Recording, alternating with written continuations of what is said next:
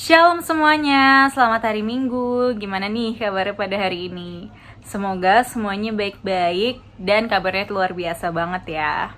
Nah, kebaktian kita pada hari ini akan dibawakan oleh Ibu Evalina Damanik dengan tema On the Qui Vive atau Tetap Terjaga. Tapi sebelum kita mulai kebaktian kita pada hari ini, aku mau menyampaikan sedikit pengumuman.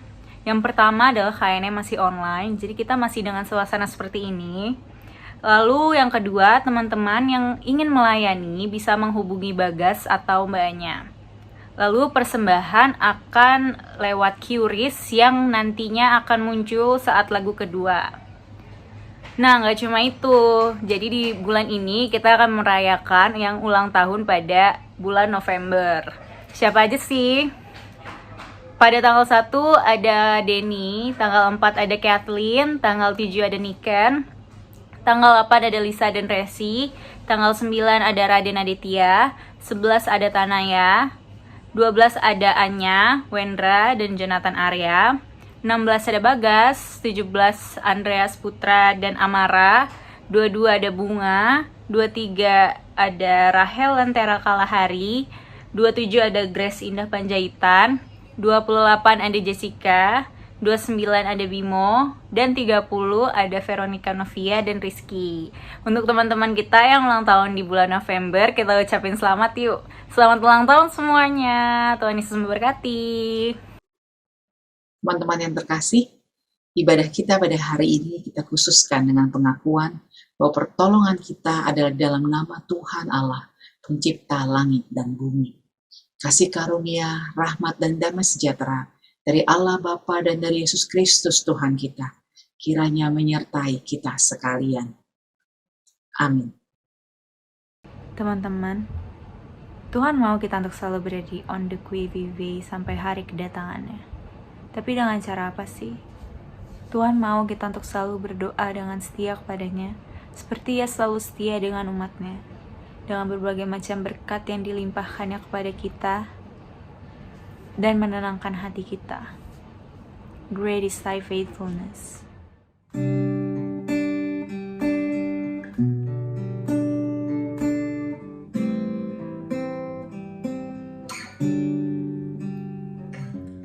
Great is thy faithfulness, O God, my Father.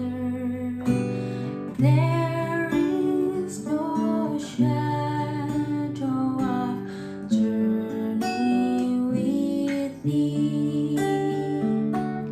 Thou changest not, thy compassions they fail not.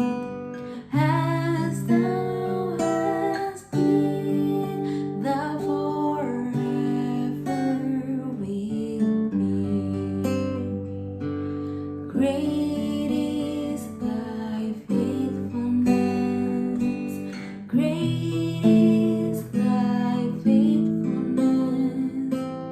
Morning by morning, new mercies I see. All I have needed, thy hand hath provided. Great is thy faithfulness, Lord, unto me.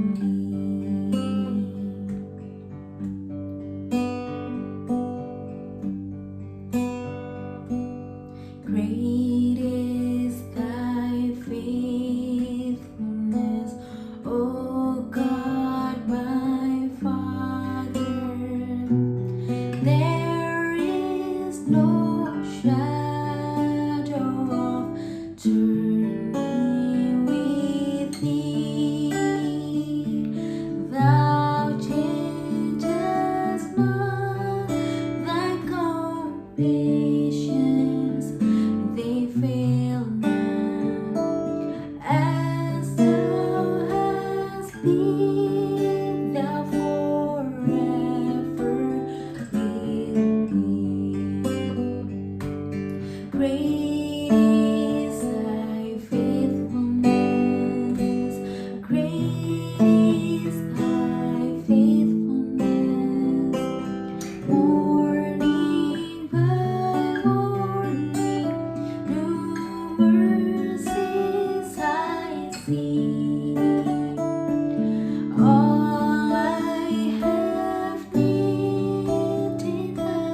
hand hath provided. Great is thy faithfulness, Lord, unto me.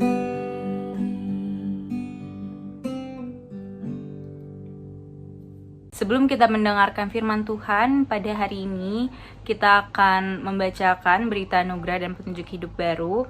Berita anugerah diambil dari Filipi 4 ayat 6. Janganlah hendaknya kamu khawatir tentang apapun juga, tetapi nyatakanlah dalam segala hal keinginanmu kepada Allah dalam doa dan permohonan dengan ucapan syukur. Petunjuk hidup baru diambil dari Matius 24 ayat 42 hingga 43. Karena itu berjaga-jagalah, sebab kamu tidak tahu pada hari mana Tuhanmu datang. Tetapi ketahuilah ini, jika tuan rumah tahu pada waktu mana pada malam hari pencuri akan datang, sudahlah pasti ia berjaga-jaga dan tidak akan membiarkan rumahnya dibongkar. Demikian berita anugerah dan petunjuk hidup baru kita pada kebaktian hari ini. Shalom, selamat pagi semuanya. Apa kabarnya hari ini? Saya sangat bersukacita sekali bisa bersama-sama dengan teman-teman di ibadah KNM pada hari ini. Saya berharap kita semua masih dalam keadaan sehat ya, dan tetap semangat untuk belajar tentang firman Tuhan. Firman Tuhan hari ini kita akan renungkan bersama, tetapi sebelumnya kita mau berdoa dulu. Mari kita berdoa. Tuhan Yesus yang Maha Baik, kami mengucap syukur untuk hari yang Tuhan beri. Terima kasih untuk kekuatan, sukacita yang masih terus kami rasakan. Pada pagi hari ini Tuhan, kami akan merenungkan firman-Mu. Kami ingin belajar tentang firman-Mu. Tolong kami, setiap dari kami, sehingga melalui firman-Mu, kami boleh dibentuk menjadi pribadi-pribadi yang lebih baik dalam Engkau. Kami juga berdoa untuk hamba-Mu yang mewartakan firman-Mu, biarlah melaluinya nama-Mu boleh dipermuliakan. Di dalam nama Tuhan Yesus kami berdoa. Amin. Tema kita pada hari ini adalah tetap berjaga. Tetap berjaga dengan setia menanti kedatangannya. Dan ketika saya menerima surat undangan untuk jadi pelayan firman hari ini, ada tema lain nih yang di atasnya itu ya, lihat ya, yang bikin lidah seleo kalau bacanya ya. Temanya adalah on the qui-vive. Saya coba untuk belajar tadi, saya udah belajar berkali-kali, semoga saya nggak salah ya. On the qui-vive. Apa sih arti dari kalimat ini? Kenapa dengan kalimat ini? Dan apa sih yang menarik ya? Nah ini ya, qui-vive. Apa itu artinya? Jadi, kata ini, qui-vive ini adalah kata yang berasal dari bahasa Prancis, yang merupakan sebuah frase atau ekspresi yang hadir di abad ke-17 di Prancis, yang memiliki arti siapa yang hidup. Siapa yang hidup. Dan biasanya ini juga bisa diartikan ketika seseorang menanyakan ke orang lain, kamu ini ada di kelompok mana?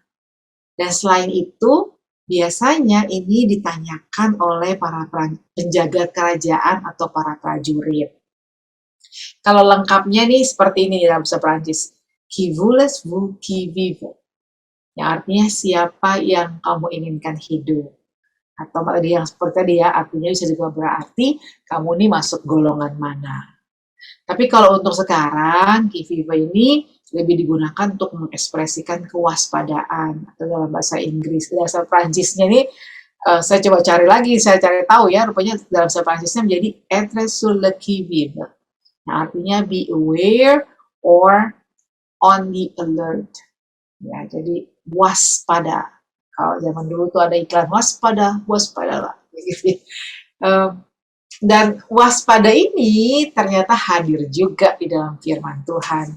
Secara khusus yang akan kita renungkan bersama pada hari ini diambil dari Lukas 21 ayat 34 sampai 38 yang berjudul Nasihat supaya berjaga-jaga. Saya akan bacakan untuk kita semua ya. Nasihat untuk berjaga-jaga, Lukas 21 ayat 34 sampai 38. Jagalah dirimu supaya hatimu jangan syarat oleh pesta pora dan kemabukan serta kepentingan-kepentingan duniawi. Dan supaya hari Tuhan jangan dengan tiba-tiba jatuh ke atas dirimu seperti suatu jerat. Sebab ia akan menimpa semua penduduk bumi ini. Berjaga-jagalah senantiasa sambil berdoa, supaya kamu beroleh kekuatan untuk luput dari semua yang akan terjadi itu, dan supaya kamu tahan berdiri di hadapan Anak Manusia. Pada siang hari Yesus mengajar di Bait Allah, dan pada malam hari ia keluar dan bermalam di gunung yang bernama Bukit Zaitun. Dan pagi-pagi semua orang banyak datang kepadanya di dalam Bait Allah untuk mendengarkan Dia. Pada firman Tuhan kali ini, kita sama-sama membaca apa sih yang sedang Yesus coba katakan kepada kita secara khusus dalam konteksnya kepada para murid. Dikatakan jagalah. Saya bayangkan kalau misalnya saya ke pasar nih ya, pasar minggu gitu ya, mau belanja. Nah, ketika itu saya bawa dompet, lalu suami saya mendampingi jaga tuh dompet. Ketika dibilang jaga itu dompet, itu biasanya tubuh saya mengirimkan sinyal nih ke otak saya untuk langsung memegang dompet saya secara refleks. Artinya, saya mulai waspada. Oh, saya harus hati-hati. Jangan sampai ini dompet longgar. Atau misalnya saya punya pengalaman teman saya gitu ya, dia lagi main HP di depan sekolah waktu itu ya. Dia main HP keasikan gitu, lalu tiba-tiba ada motor lewat, wut, dan HP dia pun diambil. Dan dia nggak bisa ngejar, dia ketika HP itu diambil yang terjadi adalah dia kayak kaget, kayak bingung gitu ya. Ini kenapa? Oh, HP saya diambil orang. Akhirnya dia orangnya nggak bisa dikejar. Nah, ketika seseorang mengatakan jaga, itu just like waking you up. Bangun. Lihat dirimu. Apakah? Nah, apakah apa nih?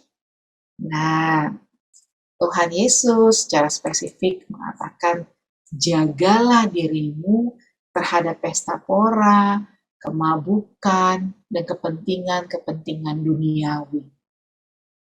Apa sih artinya pesta pora kemabukan? Ya, pesta pora itu memang bicara soal pesta yang dilakukan selalu pada waktu itu. Orang-orang mabuk, iya betul. Dan kepentingan-kepentingan duniawi. Lalu kalau kita tarik ke sekarang, apakah artinya, oh saya nggak bisa nih ke ulang tahun teman, karena kata Tuhan saya nggak boleh pesta pora. Bukan seperti itu maksudnya ya, tapi ada sesuatu yang berlebihan sampai kita melupakan Tuhan. Sampai kita merasa bahwa, it's okay, ini nggak apa-apa lah. Tapi akibatnya kita lebih menikmati melakukan hal itu daripada bertemu dengan Tuhan. Makanya Tuhan Yesus ketika dia bilang berjaga-jaga, dia menghubungkan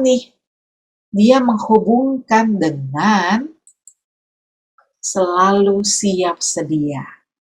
Tadi dikatakan, saya balik sebentar ya, dikatakan di ayat 34, jagalah dirimu dari tadi 3 hal itu. Dan intinya dari kepentingan duniawi, sampai kamu bisa melupakan Tuhan, hati-hati. Karena apa? Karena hari Tuhan mau datang. Dan datangnya itu bisa tiba-tiba. Dikatakan tiba-tiba di sini artinya nggak ada yang tahu. Nggak ada yang tahu. Dan jangan sampai, dikatakan jangan sampai hari Tuhan itu datang ke atas kamu seperti suatu jerat. Jerat, tahu ya, jerat menangkap, kamu nggak bisa keluar, kamu nggak bisa do anything. Sama kayak teman saya tadi yang diambil HP, bengong. Nggak siap, dia nggak siap. Nah, itu artinya ketika kita berjaga-jaga, kita juga harus selalu siap sedia. Yang menarik adalah kata berjaga-jaga ini juga dihubungkan dengan Matius 24 ya. Matius 24 ayat 36 sampai 39. Saya akan bacakan buat teman-teman juga ya. Ayat 36, tetapi tentang hari dan saat itu tidak seorang pun ada yang tahu. Nggak ada yang tahu. Malaikat-malaikat di surga tidak, dan anak pun tidak, hanya Bapa sendiri. Kemudian dikatakan sebab sebagaimana halnya pada zaman Nuh, demikian pula halnya kelak pada kedatangan Anak Manusia. Sebab sebagaimana mereka pada zaman sebelum air bah itu makan dan minum, kawin dan mengawinkan, sampai kepada hari Nuh masuk ke dalam bahtera. Dan mereka tidak tahu akan sesuatu sebelum air bah itu datang dan melenyapkan mereka semua. Demikian pula lah halnya kelak pada kedatangan Anak Manusia. Jadi ini jelas sekali mengatakan bahwa kedatangan Tuhan itu secara tiba-tiba. Nah, tadi dibilang jagalah itu kadang-kadang kala kita suka lupa, kita suka nggak sadar, kita suka berpikir, masih lama, nggak apa-apa lah menikmati, ya masih muda ini, ya kalau bisa ada kesempatan untuk menikmati, kenapa enggak gitu. Akhirnya kita terlena akan kepentingan-kepentingan duniawi. Sampai akhirnya yang rohani itu tidak kita asah.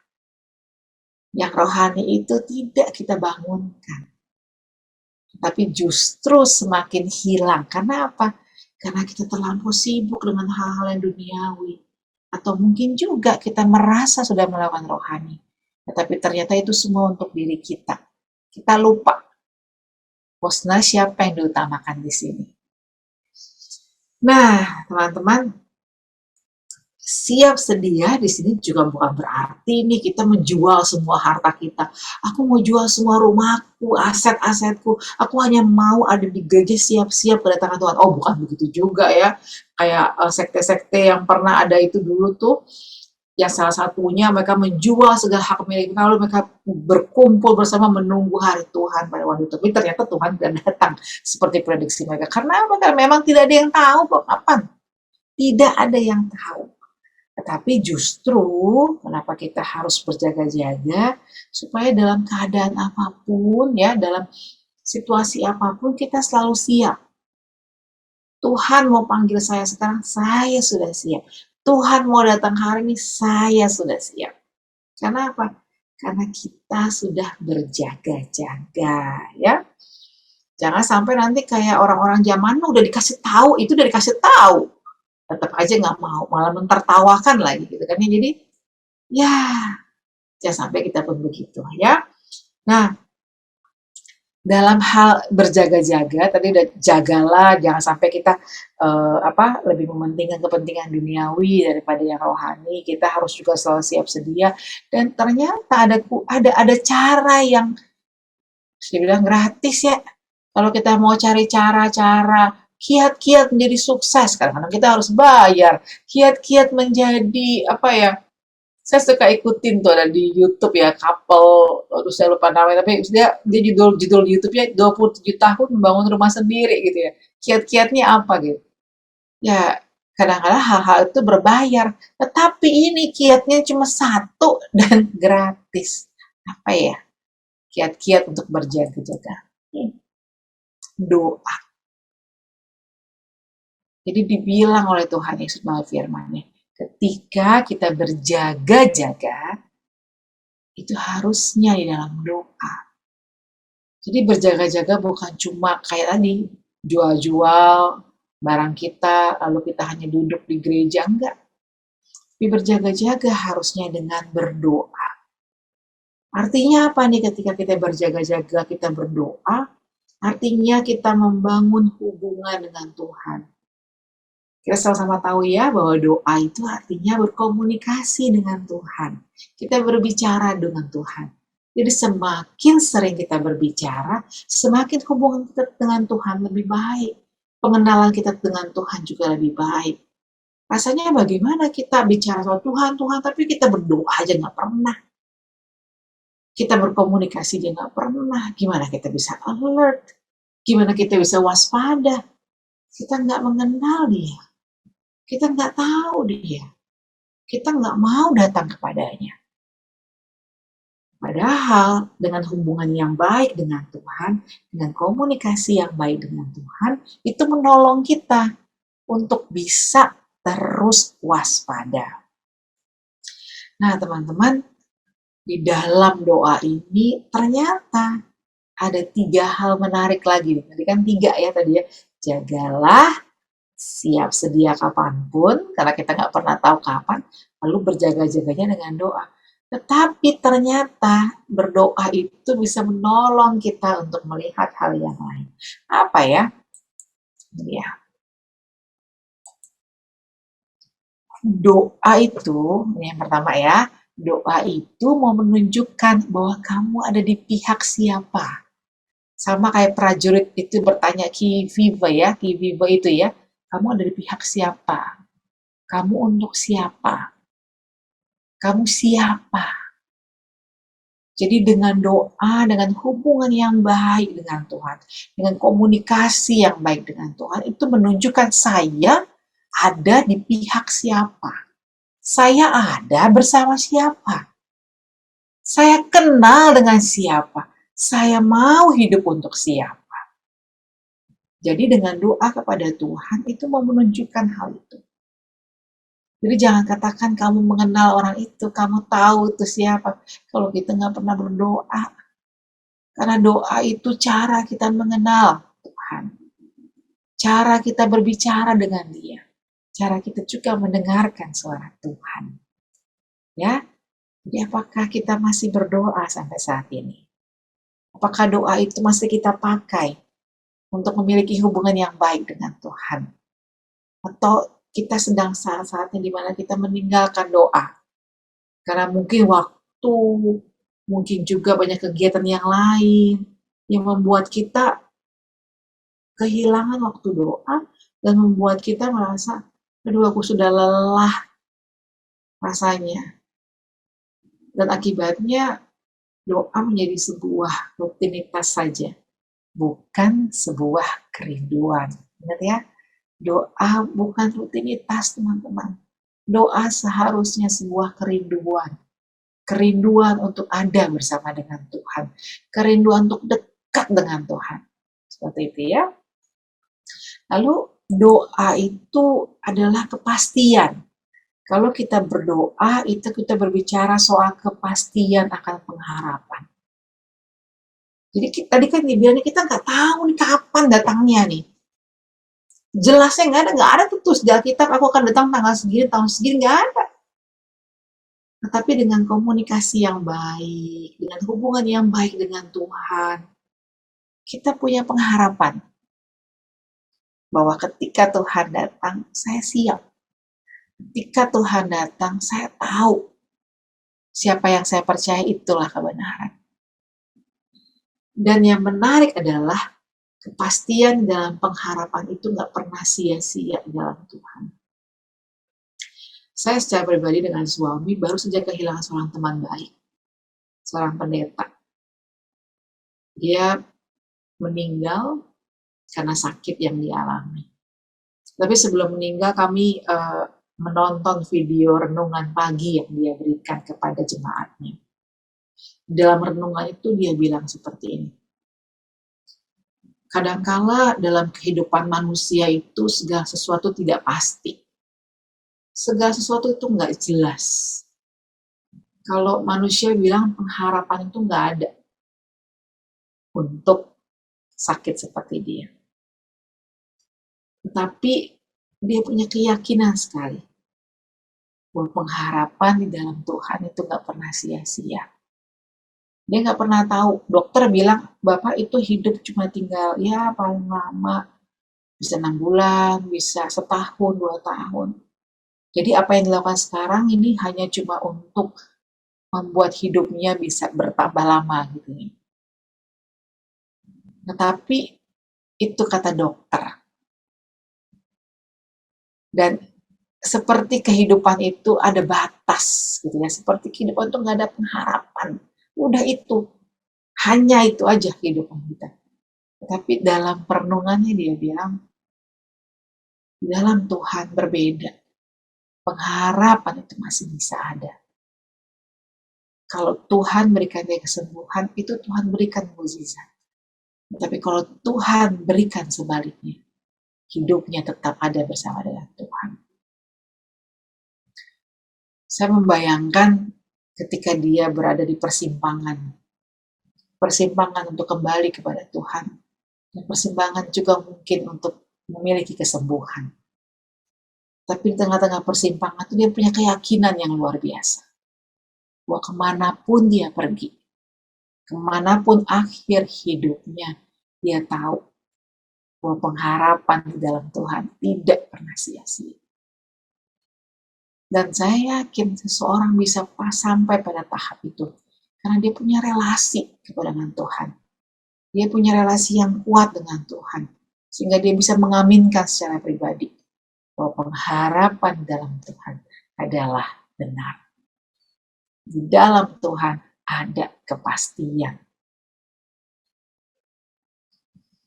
Teman-teman, hal ini sangat penting kita harus miliki.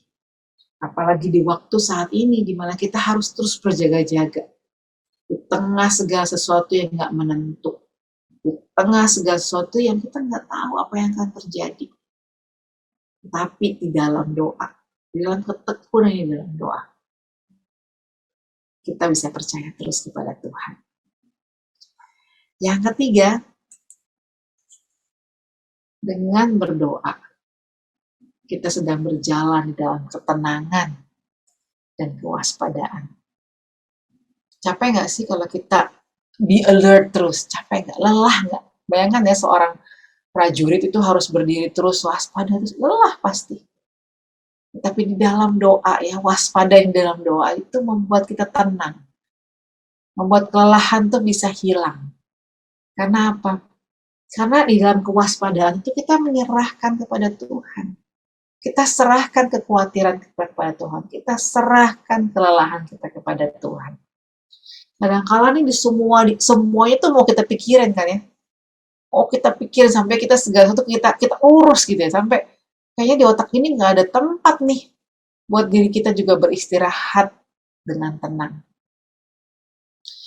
Saya belajar satu hal dari seseorang yang mengingatkan saya.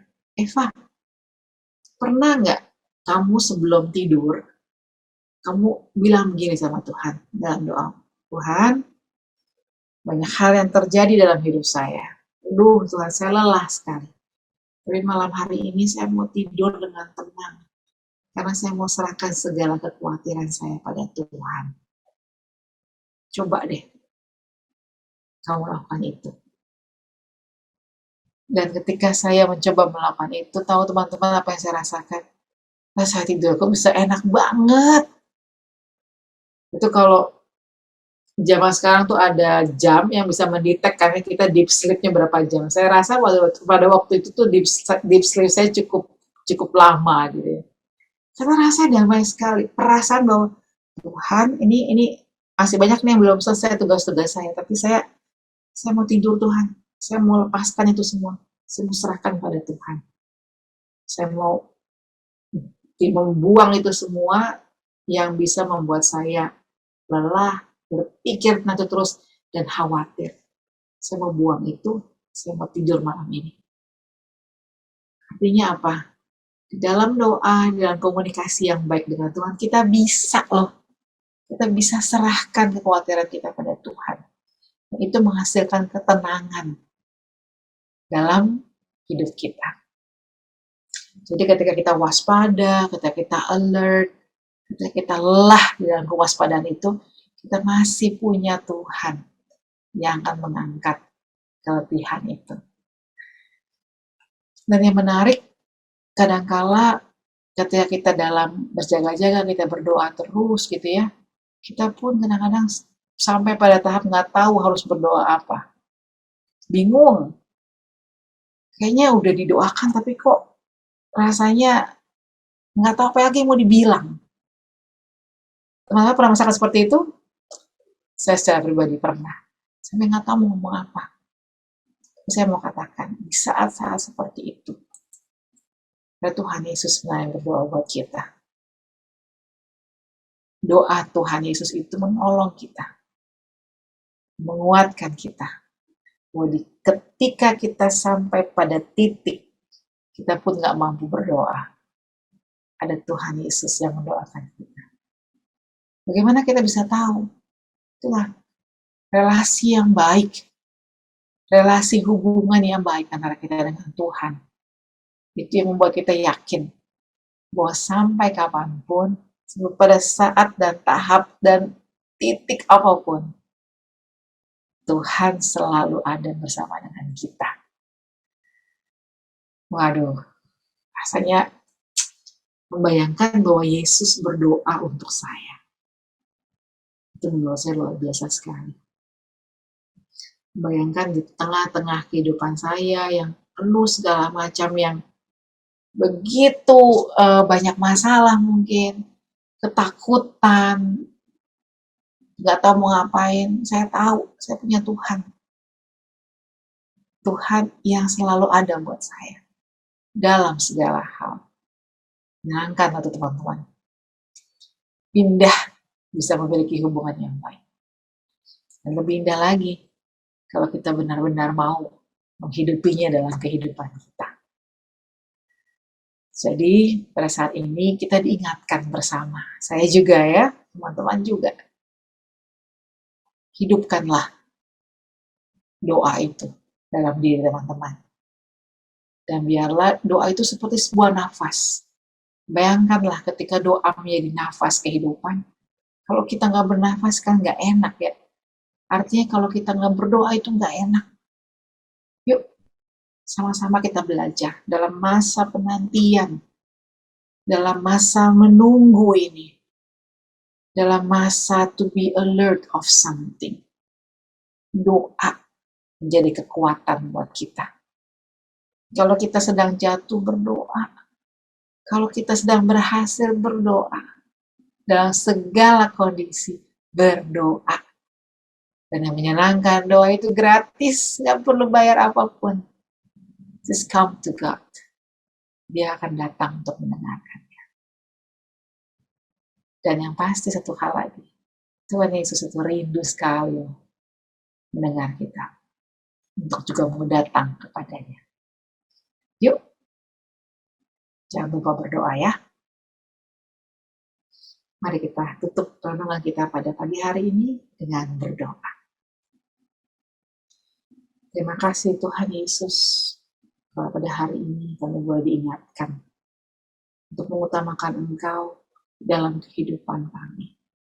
Untuk mengutamakan doa, kehidupan kami dalam doa bersama Engkau. Tolong kami, ingatkan kami ya Tuhan, agar kami tidak lalai, agar kami tidak melupakan Engkau, tapi lebih justru mementingkan hal-hal duniawi. Jangan biarkan kami juga melupakan Engkau dalam apapun yang kami lakukan. Tolong kami untuk selalu melihat Engkau dan berjalan bersama Engkau. Terima kasih ya Tuhan Yesus, terima kasih buat semuanya. Dan bersyukur karena Kau Allah yang begitu baik dalam kehidupan kami. Dalam nama Tuhan Yesus kami berdoa. Amin. Terima kasih atas pemberitaan firman Tuhan pada hari ini oleh Ibu Evalina. Sangat luar biasa sekali. Dari firman yang telah diberitakan, aku bisa tarik kesimpulan kalau Tuhan melalui firman-Nya mengingatkan kita untuk selalu berjaga-jaga, teman-teman. Untuk selalu on the qui vive, karena kita nggak akan tahu kapan Tuhan akan datang. Yang bisa kita lakukan sekarang adalah berdoa sungguh-sungguh, meminta pertolongan dan petunjuknya, supaya kita layak berdiri di hadapannya nanti, teman-teman. Tuhan yang paling mengenal isi hati kita. Kecemasan, kemarahan, kesenangan, semua Tuhan ketahui. Tuhan selalu mau mengubah kita jadi karyanya yang paling indah. Dan kita umatnya akan setia sampai akhir hidup kita. Sampai akhir hidupku.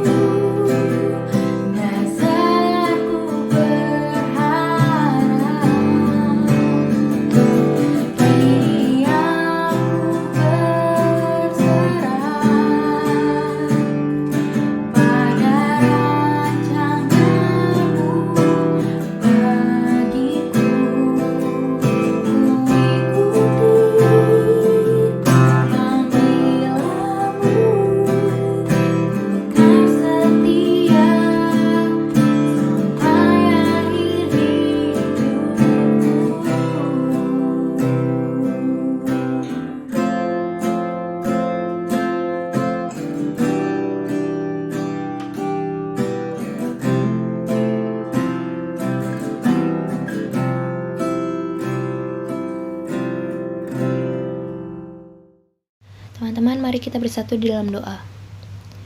Tuhan Yesus, terima kasih atas firman-Mu yang Engkau berikan pada kami melalui Ibu Evalina Damanik, serta berlangsungnya ibadah KPR online pada hari ini. Terima kasih ya Tuhan, kiranya apa yang Engkau firmankan melalui ibadah ini, kuatkanlah kami untuk melakukannya sesuai dengan kehendak-Mu saja di kehidupan kami sehari-hari.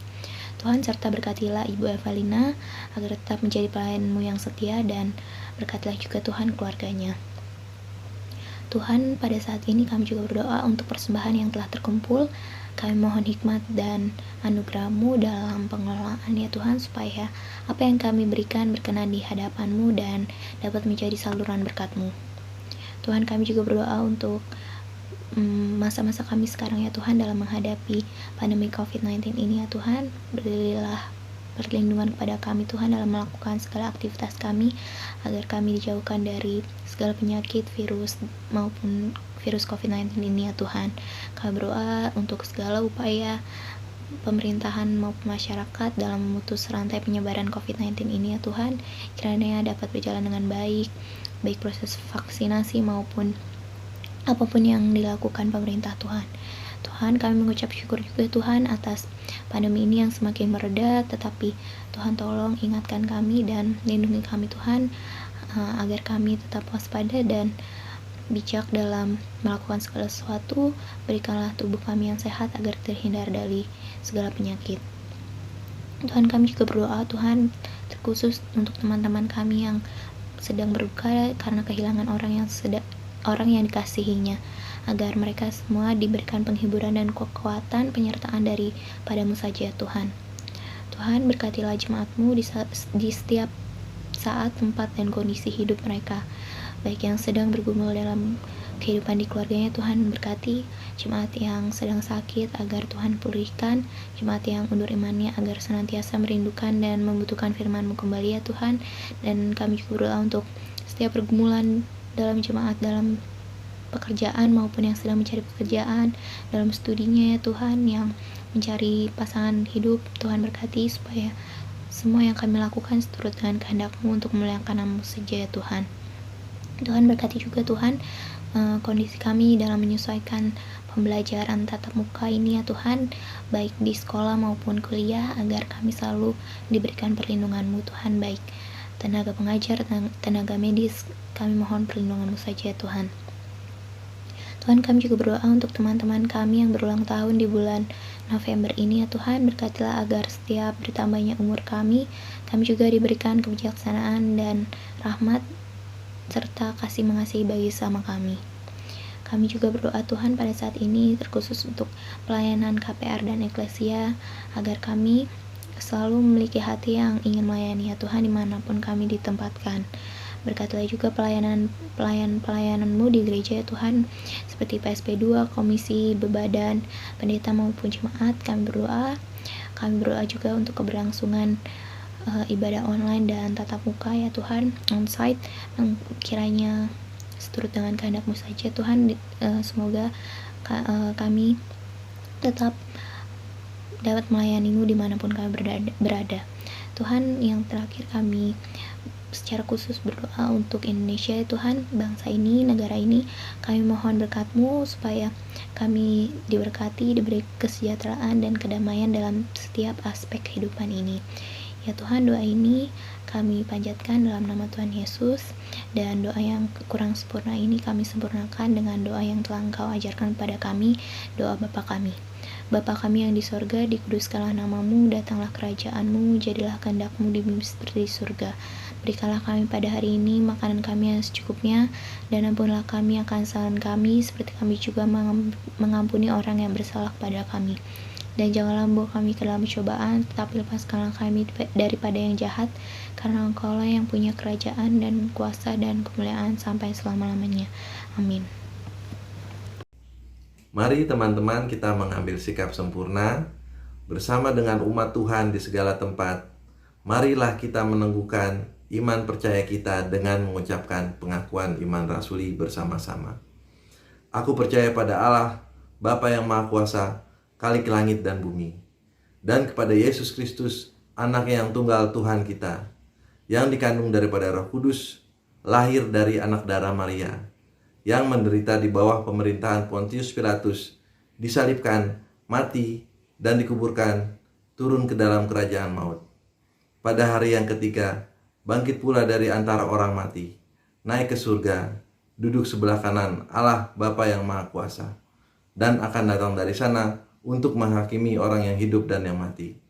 Aku percaya pada Roh Kudus, gereja yang kudus dan am, persekutuan orang kudus, pengampunan dosa, kebangkitan orang mati, dan hidup yang kekal. Jemaat Tuhan yang terkasih, ibadah kita sudah berakhir, dan marilah kita bersama-sama menerima berkat dari Tuhan. Tuhan memberkati kita dan melindungi kita. Tuhan menyinari kita dengan wajah-Nya dan memberi kita kasih karunia. Tuhan menghadapkan wajah-Nya kepada kita dan memberikan kita semua damai sejahtera. Amin. Ibadah KNM kita pada minggu hari ini telah selesai. Terima kasih teman-teman yang sudah mengikuti ibadah pada hari ini. Tuhan Yesus memberkati dan sampai jumpa kembali di KNM selanjutnya.